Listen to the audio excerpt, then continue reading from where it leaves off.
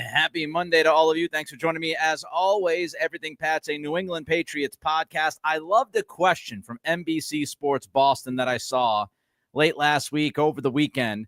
And the question was rather simple, but still pretty great. Who is the most interesting New England Patriot for the 2025 season? Which member of the Patriots is the most interesting to you as we get ready for training camp in about 3 weeks from today? Turnover, expectations, both of those things, I think you combine them and you get a lot of options for the most interesting player for this upcoming year. So many new faces on this team and the high expectations because of the additions and what Mike Vrabel has done in his early time as the Patriots head coach. So which one of these Patriots is the most interesting to you? Zell Slayer jumps in and says Williams right off the bat. Kyle Williams, rookie, right? Wide receiver. Very intriguing, very interesting. He might be also talking about Milton Williams, who the Patriots paid a bunch of money to, the prized free agent of the 2025 class. Burley Kev says Drake Maye, hands down, Drake Maye is the most interesting Patriot for Burley Kev. I think you could talk about Williams. I think you could talk about Maye. By the way, Zell Slayer meant Kyle and not Milton. So I think you could talk about the rookie wide receiver. Certainly, Drake Maye is a fascinating player to watch this year in his second season. Is he going to take that step with all of the things that we have discussed over the past few months? But my guy, my most interesting Patriot for 2025 is Will Campbell. He's the most interesting to me. First and foremost, can Will Campbell prove that he's the anomaly? Can he prove to be a unicorn? We spent all that time leading up to the draft questioning his length, questioning the wingspan. Was he going to be able to prove everybody wrong? We had all of those statistics, the historical analytics telling us what the lack of length meant for Will Campbell in his future. But can Campbell prove all of those people wrong? Can he prove the numbers wrong? Can he prove to all of us that he is the anomaly, he is the unicorn, he is the left tackle of the future? With the questions that have surrounded him, can he prove himself to be that guy? The level of Campbell's play will determine, not only in the short term, but the long term, Campbell's play will determine what the Patriots did at number 4. His level of play will determine how you spent that 4th overall pick, which is a great asset. We all know that this year's draft at the top, it wasn't as sexy as prior drafts, not as many blue chip prospects as prior drafts, but you still want to draft somebody at number 4 who is going to be a critical piece of your operation for the next decade. And Campbell, to see his level of play through 2025, is going to tell us whether or not the Patriots swung and missed with a top 5 pick. You can't swing and miss with a top 5 pick. You cannot have that guy end up being a bust. You just can't have it because it will cripple you in the short term and long term. So Will Campbell has the opportunity to be that unicorn. He has the opportunity to prove to us that he was a worthwhile 4th overall pick. And he solves the left tackle puzzle. If he can do that, I mean, just think about what we've seen over the past several years with this football team at that particular position. One of the most important, one of the most critical, one of the most pivotal positions in all of football. We've gone through the Isaiah win. He's not really a tackle. He's a guard. We went through the Trent Brown. Hey, he was really good. Wait a minute. Now he's down. Now he's up and down. We went through that. We went through Vidarian Lowe last season, which was a miserable experience by the end of the year. The Patriots, I can guarantee you this because I feel it, and I know all of you feel it. The Patriots do not want to be looking at drafting a left tackle in the 2026 NFL draft. That would spell doom for them as far as what Will Campbell was able to prove in 2025. You can't spend a top 5 pick on a guy who you believe is a left tackle, and then by the next draft, you're trying to draft a left tackle. Even if Campbell moves to the inside eventually to left guard, you want him to prove worthwhile to hold the spot down at left tackle so you don't feel like you have to draft a left tackle, especially in the first or second round. And if Will Campbell can solve that left tackle puzzle, if he can make us not necessarily forget about Isaiah Wynn, the roller coaster of Brown, the disastrous year of Vidarian Lowe, he's not going to make us forget all of that. That's burned in our memories, unfortunately. But what he can do is help us get over it. Because if Campbell can be the answer to the left tackle problem, that is so critical for this organization moving forward. And if Campbell stinks, if he ends up not playing well, if he ends up falling short of expectations, even if you think he's going to be an average left tackle, if he falls short of that, you can really envision a disastrous situation in 2024. Just think about it. I don't want to, but for this conversation, we will do it. Just think about Will Campbell failing. Think about week 5, week 6. I'm doing a podcast, and I'm talking about, man, oh man, Will Campbell ain't it. Will Campbell fell on his face. Will Campbell's not the guy. Imagine that we're having that conversation week 6, week 7, that we know that Campbell is not a left tackle. Unequivocally, he looks like a disaster at that position. What do? Where does that leave you with your offensive line? Where does that leave you with Drake Maye? If Campbell doesn't work out at left tackle, and if he doesn't work out at left tackle quickly, who's your left guard? Is it going to be Campbell? If you slide Campbell to left guard, who's your left tackle? Is it going to be Vidarian Lowe again? Is it going to be Yasir Durant from the UFL? Is it going to be Caden Wallace, who seemingly can't hold the spot at right tackle, let alone left tackle? If Campbell doesn't work out and we find that he is not the answer by the first month and a half of the season, 2 months of the season, then the left side of your offensive line is a gigantic problem, most likely.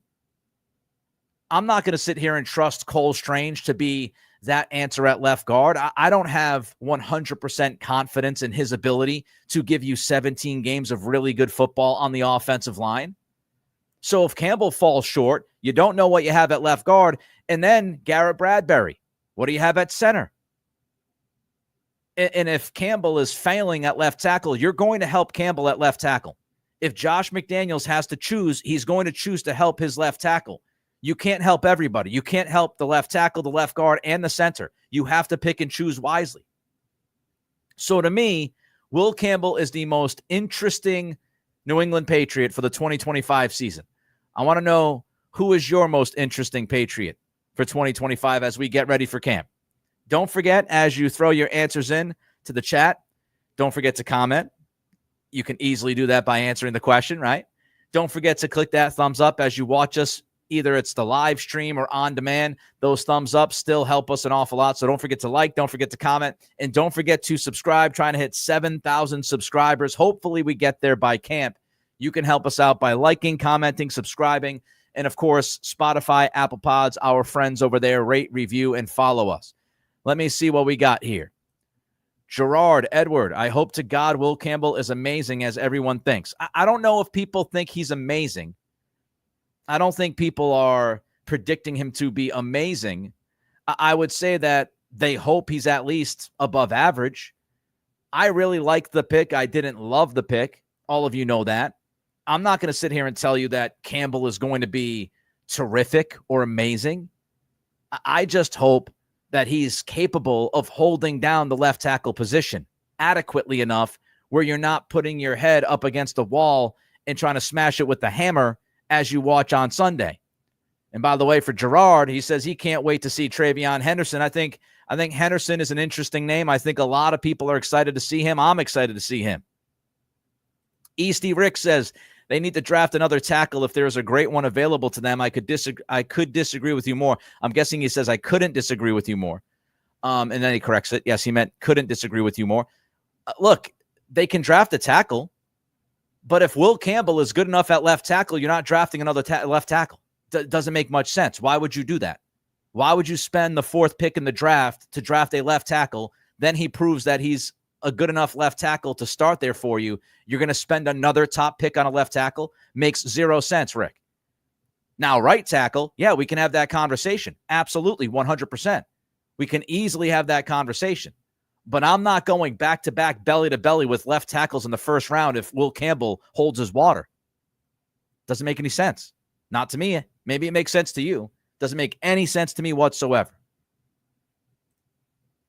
Stephen Coakley, good evening, Nick. Do you think Marcus Bryant might be able to help just in case based on his college tape and size? We'll see. I mean, we'll see, Stephen. He's a UDFA for a reason. He's got some athleticism. He's a huge individual, as you mentioned.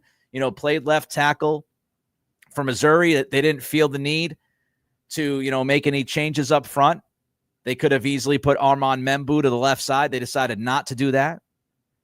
But I would not be banking on an undrafted free agent to help you at tackle. If it actually plays out that way, terrific. It's fantastic.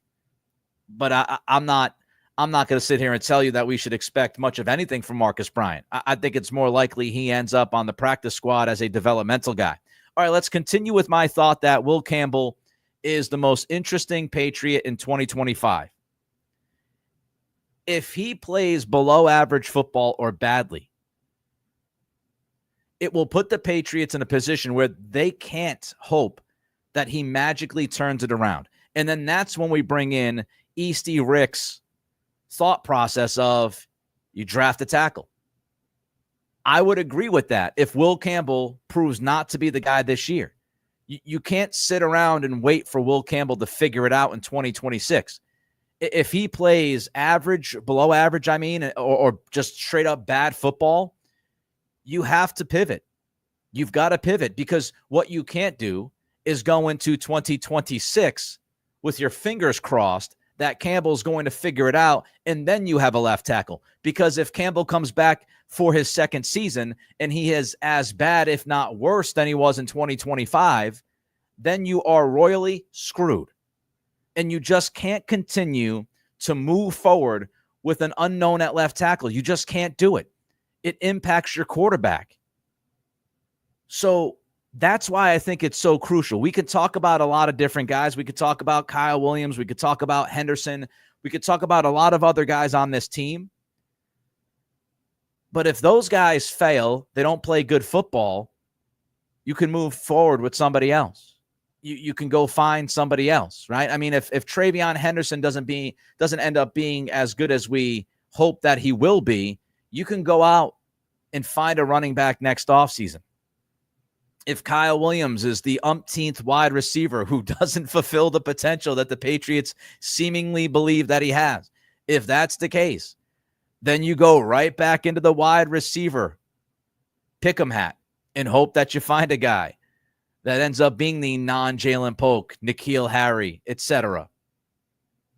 But with Will Campbell, it's so crucial because it's so difficult to find a left tackle.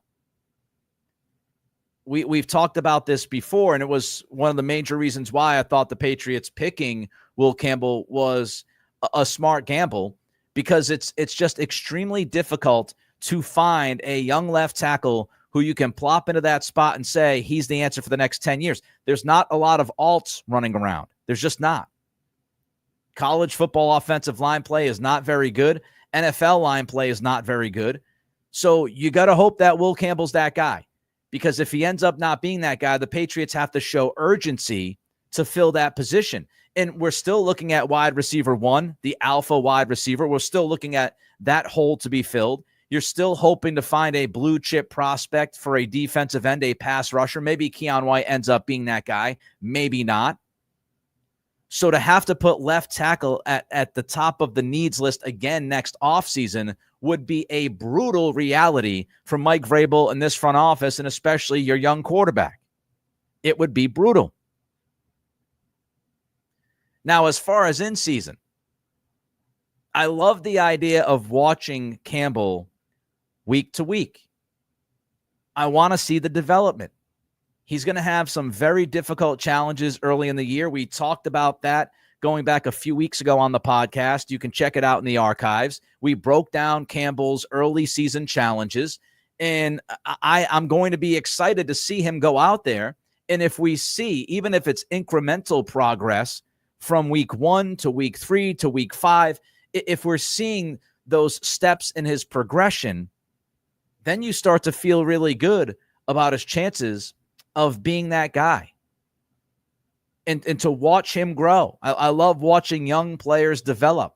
Another reason why Will Campbell to me is the most interesting Patriot in 2025 is because he should tell us a decent amount about this offensive line coaching staff. The Patriots have invested in not only one, not two, but 3 offensive line coaches. And if Will Campbell doesn't develop, if he doesn't show the progression, if he doesn't play at least average football at left tackle, that might tell us an awful lot about the coaching staff. Maybe Doug Marrone isn't the answer. Maybe the people that have talked about Marrone's wishy-washy resume of developing young offensive linemen, maybe they had a leg to stand on. Maybe what they said is the truth, is the reality, and maybe that stuff falls on Marrone and not other coaches, or just a player wasn't good enough. The front office drafted the wrong guy. I think that would tell us a decent amount about Marrone's ability to work with young offensive linemen in this iteration of the NFL and getting the most out of them. It would also tell us about Jason Hotailing and Robert Kugler. Maybe the offensive linemen that those guys work with develop. They get better, and maybe you say goodbye to Marrone after 2025 and you bump one of those 2 guys up as your offensive line coach.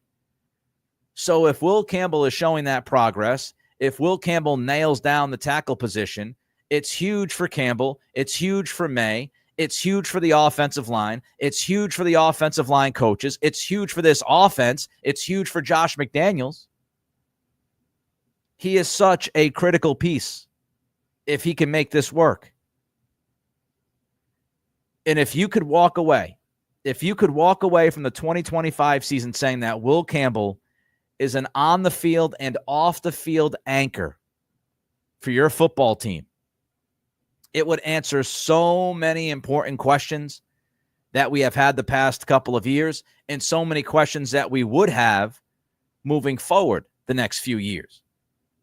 If Will Campbell can end up being that anchor, man, that is significant for this organization.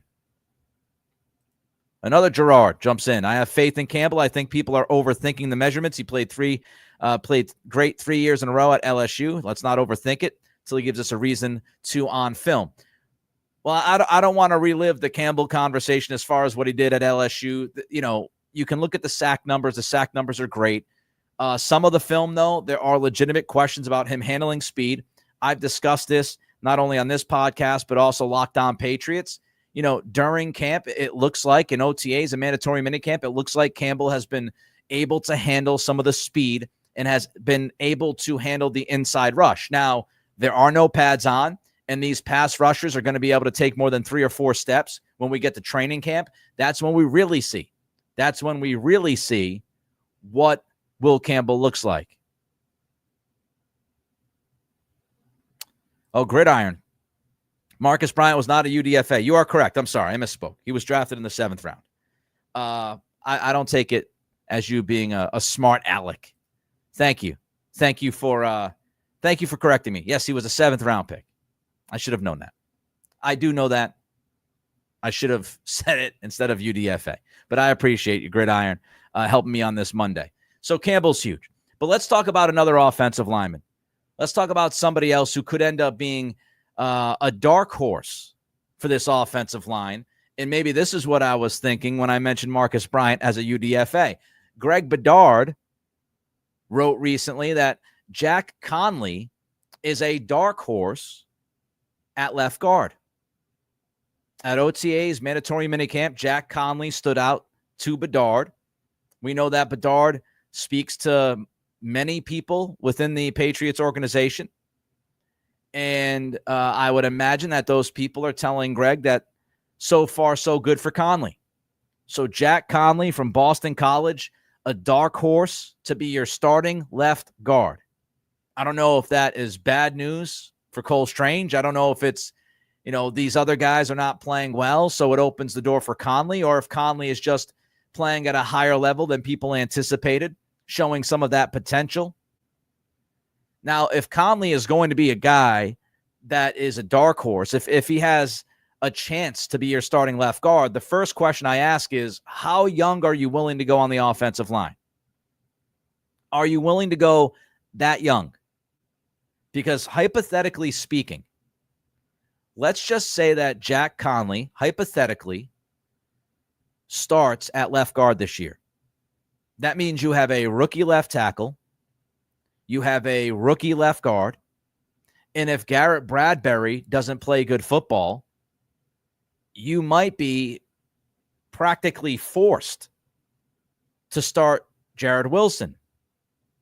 So if you're the Patriots, are you willing to do that?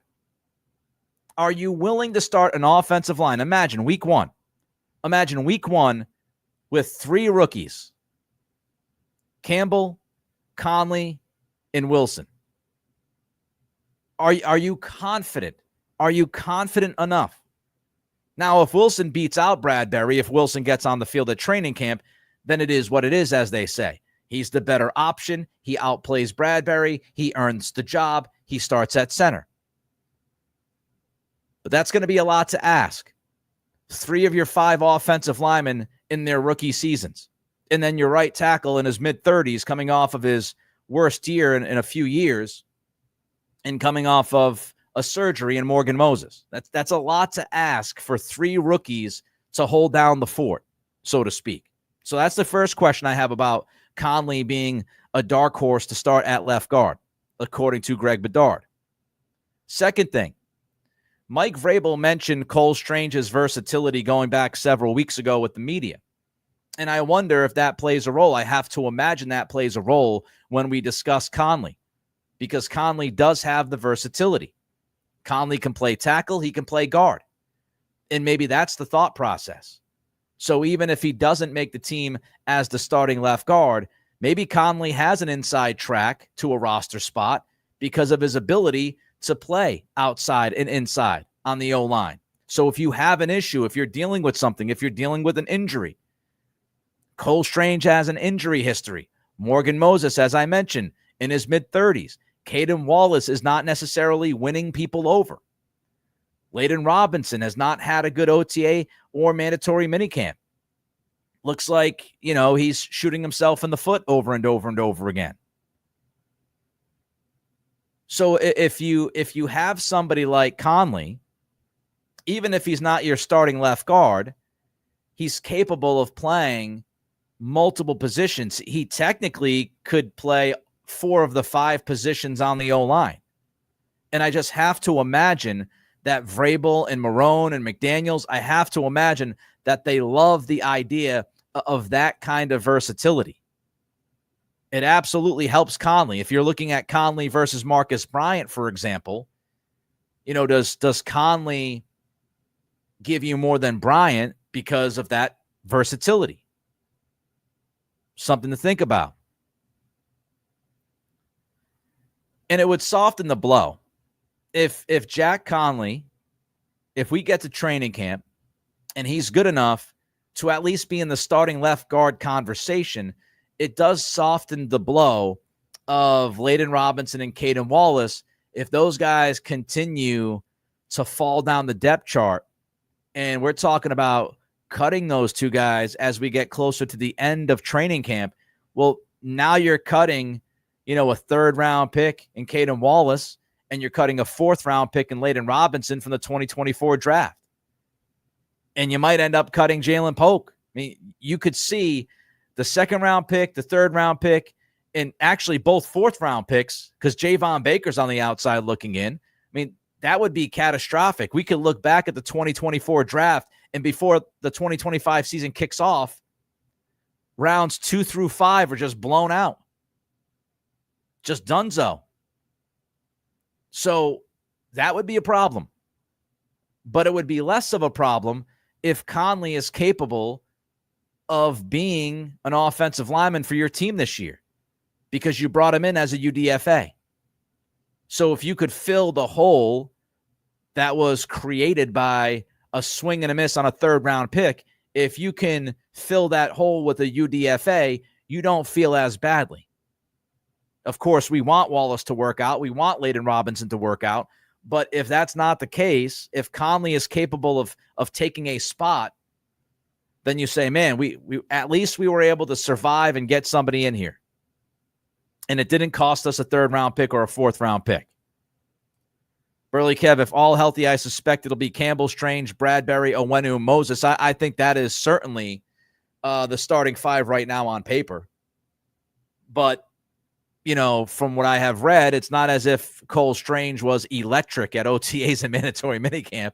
It feels like Cole Strange has that left guard spot right now, not necessarily in a headlock. It feels like he's got it by default. And the Patriots are hoping that somebody can challenge him for that spot, whether it's Tyrese Robinson or Conley or Sidy Sow. Sidy Sow reportedly has had a pretty good start. So maybe Sidy Sow ends up being that guy. So I don't think it's a fait accompli. I don't think Strange at left guard is a fait accompli. I don't think Bradbury is guaranteed starting at center. He's not making a ton of money. I think they paid him about $3 million. He could easily be the backup. Easily. If Jared Wilson gets out there on the field and he has a good training camp, Wilson is better in pass protection, at least at Georgia, than Bradbury's been in the NFL, especially last year. Bradbury, the wheels fell off in protecting the quarterback. So, I think 3 of those 5, yes. I would be, look, Will Campbell's going to start week 1. He was your 4th pick. He's going to start. If he's healthy, he's out there. Onwenu is going to be your starting right guard. Hands down, he's your guy. Morgan Moses is going to start. If he's healthy, he's out there. So I think 3 of those 5 spots, to me, are locked down. I would be surprised if any of those 3 guys get usurped by somebody. There's just no chance that Campbell does. I don't think there's any chance Onwenu does. Maybe Morgan Moses does if he shows his age.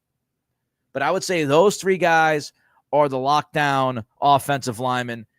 I still think there's room for some changes at left guard and center.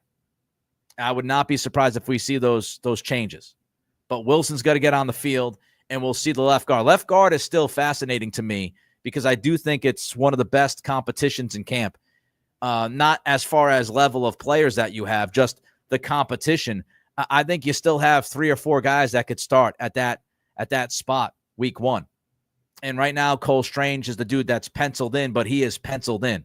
And he can easily be erased within the first couple of weeks of training camp. So I think that's the most interesting, competition to me in camp. You also have a competition at safety, I believe. You obviously have the wide receiver competition, but the wide receiver competition is towards the end of the depth chart, not towards the front, because I think you're looking at, Stefon Diggs and Pop Douglas. I think those 2 guys are absolutely on the team. I'd be surprised if Kendrick Bourne's not on this team. So you're more looking at wide receivers like 5 through 7 or 7 through 10. Or where, they get 12 guys, but you're really looking at that, 5, 6, 7 guy as that competition. Left guard, you're talking about the dude that's going to start week 1. So that to me is the more interesting. On Wednesday, we have a mailbag. So don't forget, I'm answering some of these questions now, but don't forget, mailbag. I will tweet something out at Nick C Radio. Send me your mailbag questions on Twitter. We'll do that on Wednesday, 3:00 live stream right here on YouTube. My Twitter, as you can see it right there, is at Nick C Radio.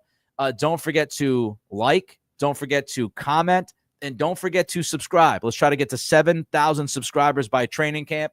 Hit me up on Twitter at Nick C Radio with your mailbag questions. We will be back on Wednesday. Have a great rest of your Monday.